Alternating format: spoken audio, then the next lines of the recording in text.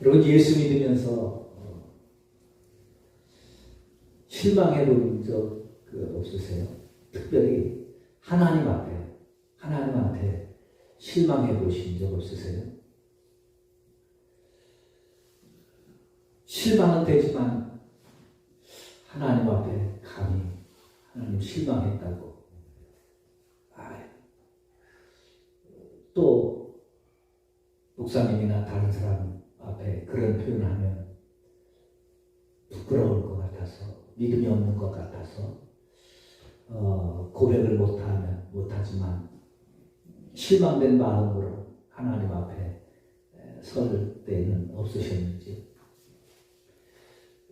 그런 용기 없는 우리를 대신해서 필립 얀시라는 사람이 책을 썼어요. 하나님 당신께 실망했습니다. 책 제목입니다. 이 필립 얀시는 상당히 우리들의 마음을 잘 읽는 그런 글들을 많이 쓰는 사람인데요. 내 안에 하나님이 없다. 그런 책도 쓰고. 그런데 하나님 당신께 실망했습니다. 라는 책을 썼습니다. 이 책에서 우리가 하고 싶은 말을 그대로 해줍니다. 3가지 질문을 해요. 하나님, 진짜 하나님 공평하신 분 맞아요?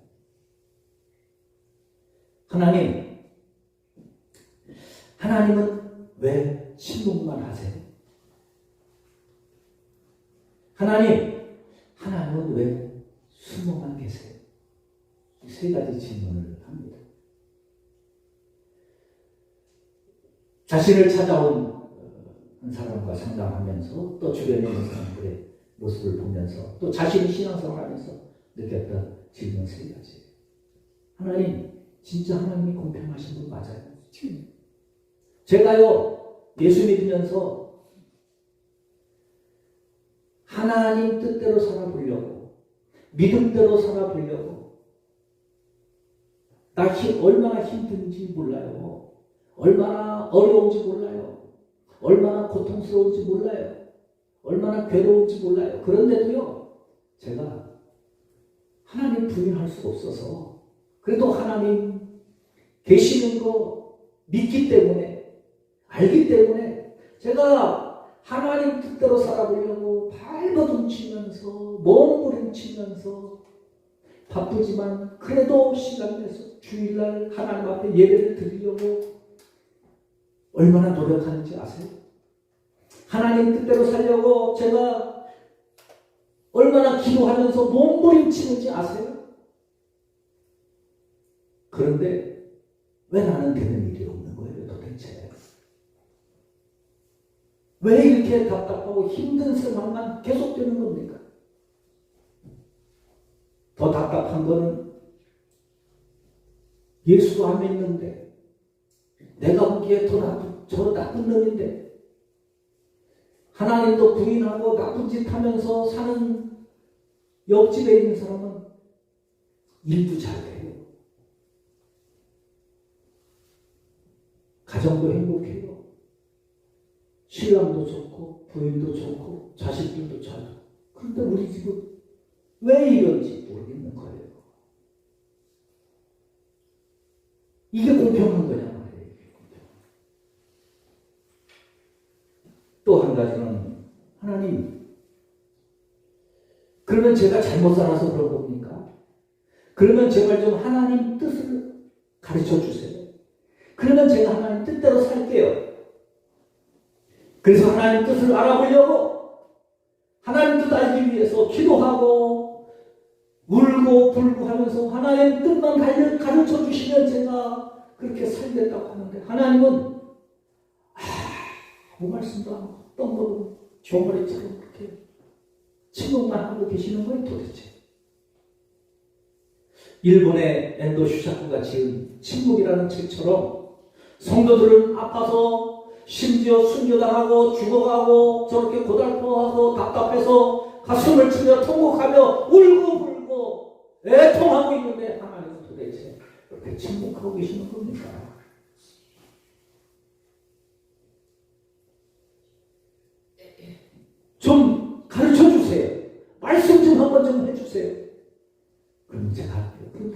침묵만 하고 계시는 거예요. 그래서 기도하다가 언뜻 좋은 생각이 나서 이게 하나님 뜻인가 보다. 하나님이 나한테 이런 일을 보여주시는구나. 그래가지고 그렇게 했는데 순종하는데 쫄딱 망한 거예요. 이게 도대체 뭐냐 말이에요. 하나님 왜 이렇게 침묵만 하시는 겁니까? 세 번째, 내가 그렇게 힘들고 어렵고 아프고 그래서 하나님 앞에 부르짖는데 하나님은 한 번도 나타나시지 않고 말씀하시지 않고 숨어만 계실 겁니까? 진짜 계시기는 한 겁니까? 하나님이 이런 답답함 얼마나 답답해요. 다윗도요 시편에 보면 하나님이 숨으신다고 11번이나 고백하는 거예요. 자기는 너무 힘들고 너무 고통스럽고 너무 답답해서 하나님 앞에 기도하는데 그 시편을 보면 다윗이 얼마나 그 믿음이 좋아요. 좋은 신앙의 고백을 얼마나 많이 합니다. 그런데도요 그런 다윗도 하나님이 숨으시는 거예요. 숨으시는 거예요. 숨기시고 숨으시고 이 피디 야지가 그래서 세 가지 질문을 거예요. 하나님 도대체 뭐예요? 답 좀 주세요. 답 좀. 그게 하나님 당신께 실망했습니다. 라는 책입니다. 여러분 어떠세요? 그런 답답함 없으세요? 저는 오늘 본문을 통해서 말씀을 통해서 하나님은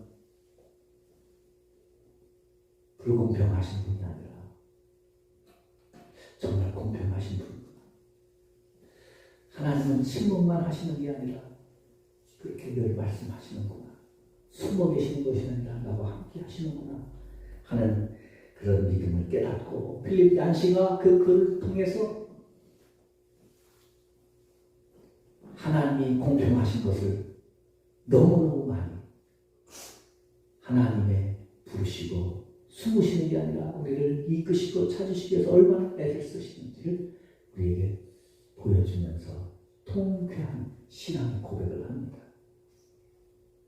오늘 우리도 이 말씀을 통해서 하나님이 숨어 계신 게 아니라 나의 믿음의 방향이 잘못되었음을 깨닫고 그래도 역시 답은 하나님께 있다.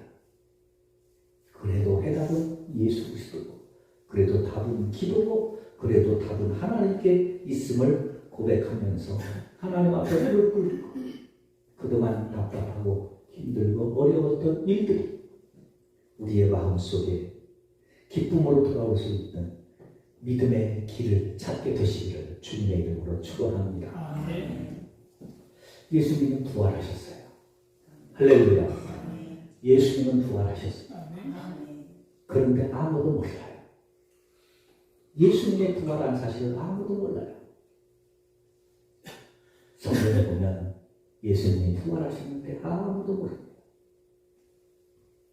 제자들도 모르고 예수님을 사랑했던 나사로도 모르고 예수님을 따라다니면서 섬겼던 막달라 마리아를 비롯한 연들도 모릅니다.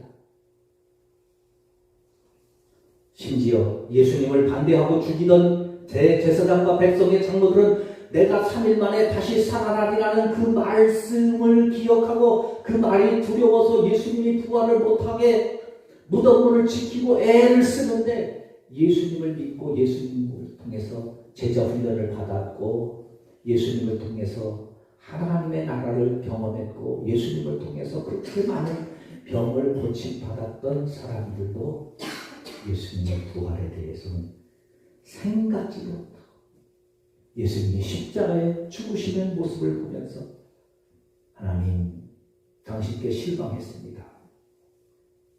나는 예수님이 나를 부르실 때 예수님이 우리나라를 로마에서 해방시켜 주실 그런 분으로 믿고 그렇게 따랐는데 힘도 없이 십자가에 그렇게 죽으셨 죽은 나사로를 살리시고 야이로의 딸을 살려주시고 나인성 과부의 아들을 살려주시고 오병이의 기적을 베풀어주시고 38년 된 병자를 고쳐주시고 앉은 맹이 중풍병자 소경들을 고쳐주시는 그 능력의 주님이 그래도 당신의 일인데 십자가만큼은 넉넉히 이기면서 봐라! 이게 나의 능력이다. 보여주실 줄 알았는데 이게 뭐예요? 그렇게 힘없이 돌아가시면 당신 죽는 당신은 당신이지만 모든 것 다 버리고 주님을 따랐던 나는 뭐예요? 하나님께 실망했어요. 그러면서 다 주님을 떠났고 마가 다락방에 꽁꽁 숨어서 두려워하고 있었습니다.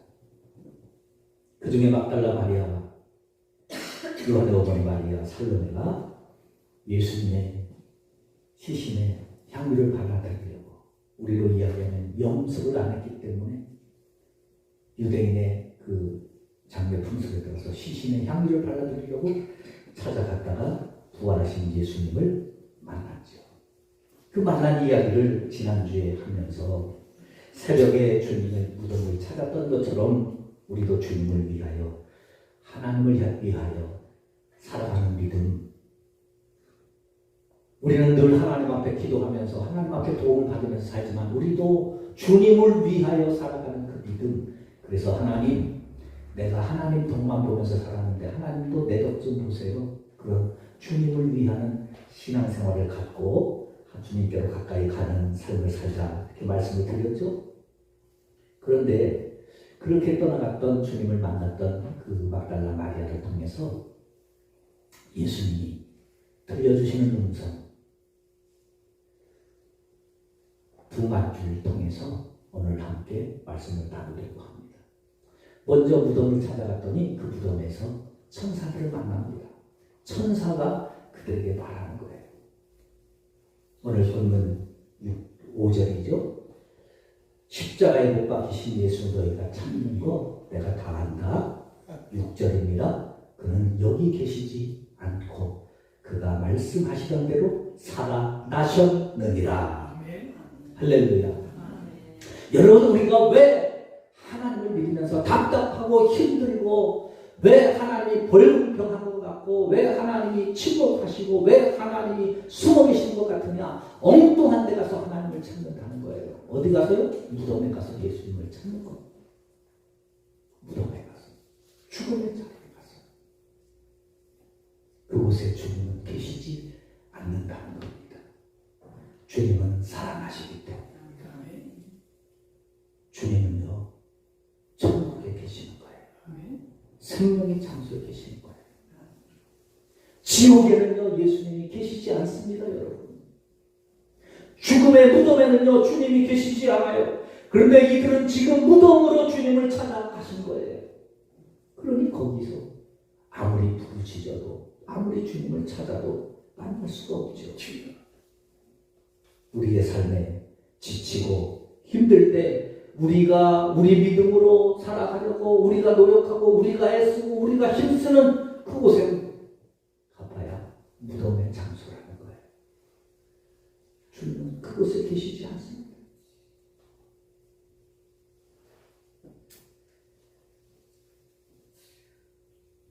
그런데 왜 그들이 예수님을 찾아서 무덤에 갔을까요? 그 무덤이라는 것은 어디예요? 예수님을 찾아간 그 무덤이 도대체 어떤 곳입니까? 그리고 왜 거기에 갔어요? 이유는 하나예요. 예수님 안 믿었기 때문에 그런 거예요. 여러분, 이게 얼마나 큰 충격적인 언어인지 여러분들의 심령 속에 들려지시기를 바랍니다. 막달라 마리아가요, 3년 동안 예수님을 따라다니고 섬겼는데 그들은 예수님을 믿지 않았어요. 왜요? 예수님 믿었으면 무덤으로 안 찾아갔죠. 주님이 살아생전에 내가 죽으면 다시 부활한다는 말씀을 얼마나 많이 하시는데, 그런데 그들은 예수님을 믿지 않고 예수님 다시 살아나신다는 그 말씀을 믿지 않고 절망의 자리에서, 낙심의 자리에서, 좌절의 자리에서 하나님이 안 계신다고, 하나님이 나를 안 도우신다고, 거기 안 계신다니까요. 하나님은 부활의 장소, 말씀의 장소에 거하시는 줄로 믿습니다. 그래서 우리가 말씀을 믿고 말씀 가운데로 가야 하는 것입니다. 창세기 1장부터 요한계시록 22장까지 하나님께서 한결같이 우리에게 말씀하시는 것은 한 가지예요. 내가 너희를 사랑한다. 나는 너희를 지금도 찾고 있다. 하나님 말씀하시죠. 근데 여러분, 우리가 왜 낙심되고 왜 좌절됩니까? 하나님이 나를 사랑하시는 것 같지 않은 거예요. 하나님이 그렇게 나를 사랑하신다고 신구약 성경 1189장에서 그렇게 외치시는데 31,173절에서 그렇게 말씀하시는데 우리는 하나님이 나를 안 사랑하신다고 생각하는 거예요. 왜? 내가 힘들다고, 내가 어렵다고. 하나님 안 믿어요. 어려우면요 하나님을 안 믿어요. 힘들면 하나님을 안 믿어요. 괴로우면 하나님을 안 믿어요. 그리고 내 생각만 믿어요. 내 마음만 믿어요. 여러분, 그런 사람들이 지금 무덤을 찾아가는 거예요. 그 무덤에 가서 하나님 없다고, 예수님 없다고 그러면서 교회 떠나가는 거예요. 예수님 믿어도 소용없네. 소용없죠. 무덤에서만 찾는데 무슨 소용이 있겠어요? 예수 없는 곳에 가서 예수님을 찾는데 무슨 소용이 있겠어요? 전사가 말합니다. 너희가 십자가에 못 박히신 예수를 찾는 줄 아노라. 여러분, 천사가 의도적으로 지금 말하는 거예요. 하나님의 천사를 통해서 의도적으로 말씀하시는 거예요. 십자가에 죽은 예수를 찾을 게 아니라 부활의 예수를 찾아야지. 나는 길이요 진리요 생명이라고 말씀하시는 그 주님을 찾아야지. 어떻게 십자가에 못 박히신 예수만 무덤에서 찾느냐는 겁니다. 그래서 우리는 주님을 만나려면 무덤이 아니라 말씀 속으로 예배 속으로, 기도 속으로, 성령의 임재 속으로 나아가야 될 줄로 믿습니다. 이사야 선지자를 통해서 우리에게 이렇게 말씀합니다. 너희가 어찌하여 양식이 아닌 것을 위하여 은을 달아내 주며 배부르게 하지 못할 것을 위하여 수고하느냐. 이게 뭐예요? 헛일하고 있다. 신앙생활을 헛일하고 있다. 배부르게 못할 것을 위하여 수고하느냐. 양식이 아닌 것을 위해서 은을 달아주면서 그거 먹고 살려고 헛일한다는 거죠. 그러면서 하시는 말씀입니다. 내게 듣고 들을지어다.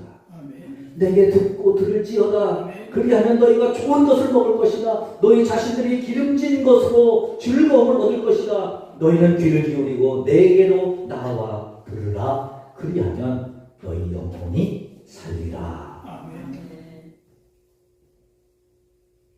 그런데 우리는 이 말씀 안 믿는다는 거죠. 그러니까 말씀 앞으로 나오고 우리 찬송 부르잖아요. 하나님 한 번도 나를 실망시킨 적 없으시고 언제나 보평과 은혜로 나를 지키셨네.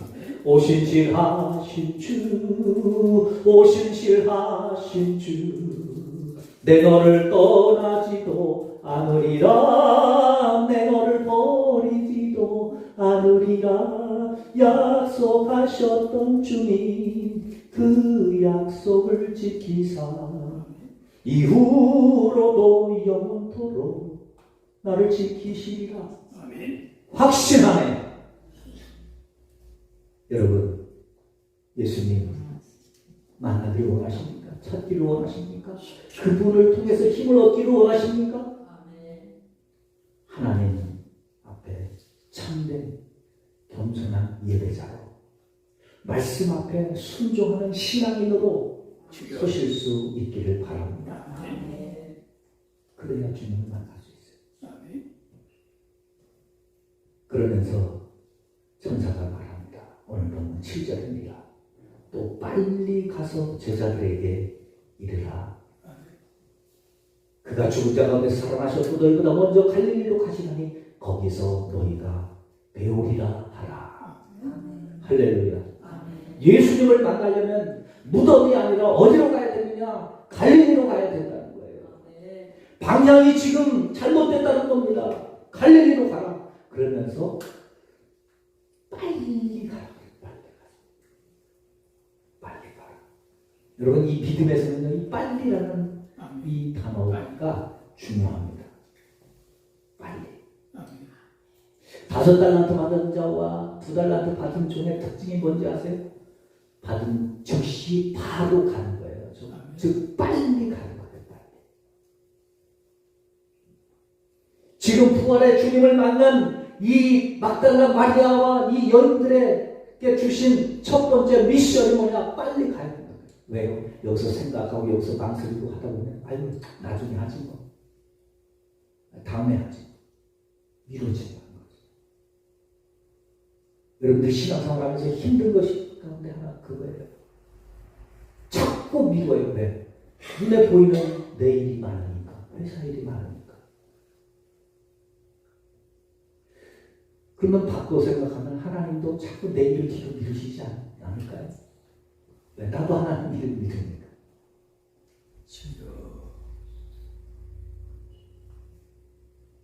근데 우리는 나는 하나님을 자꾸 뒤로 미루면서 하나님은 빨리 나한테 일하기를 원하십니다. 이게 얼마나 이율배반적인 모습이에요. 근데 빨리 가라는 거예요. 빨리.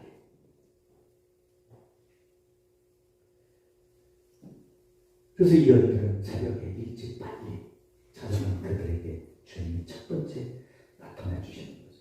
그리고 나서 말씀한 거예요. 갈릴리로 가라. 갈릴리로 가라. 제자들에게 가서 갈릴리로 가라는 거예요. 제가 지난 일주일 동안 실험했던 말씀이 바로 이거예요. 왜 예수님이 부활하시고 갈릴리로 가셨을까? 왜 갈릴리로 가라고 하셨을까? 여러분, 예수님이 부활하신 장소가 어디예요? 예루살렘입니다. 십자가에 죽으신 곳이 예루살렘이고 마가의 다락방도 예루살렘이고 그 다음에 초대 교회가 세워진 곳도 예루살렘 교회 아니에요. 예수님의 제자들 예루살렘에서 계속해서 머물면서 일해야 돼요. 지금 거기에 있어요. 그러면 거기서 만나주시면 되는데 왜 굳이 그 먼 수백 킬로 떨어진 갈릴리로 가라고 하셨을까요? 그리고 거기 가서 만나시고 또다시 예루살렘에 와서 사역을 하게 하시면 왜 이렇게 힘들게 어렵게 말이죠. 왜 주님이 갈릴리로 가라고 하셨을까? 왜 그곳 갈릴리가 아니면 안 될까?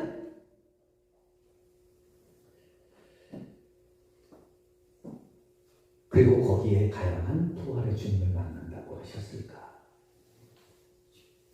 세 가지만 말씀드리겠습니다. 갈릴리는요, 첫사랑의 장소이기 때문입니다. 제자들이 처음 예수님을 만난 곳이 어디죠? 갈릴리 바다예요. 내 일상에 세상 미래에 치여서 살던 나를 만나주신 그곳이 갈릴리라 그 말이에요. 그러니까 갈릴리는 장소의 개념보다는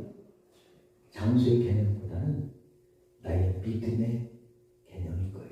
내가 예수님을 처음 만났던 그 순간, 그 마음, 그 상태, 그 신앙, 그곳이 주님을 만나는 곳이라는 거예요.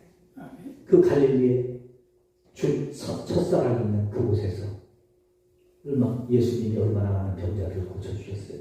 오병이의 기적을 행하셨고 수많은 기적을 행하시고 죽은 자를 살리시고 복음이 있는 그곳입니다.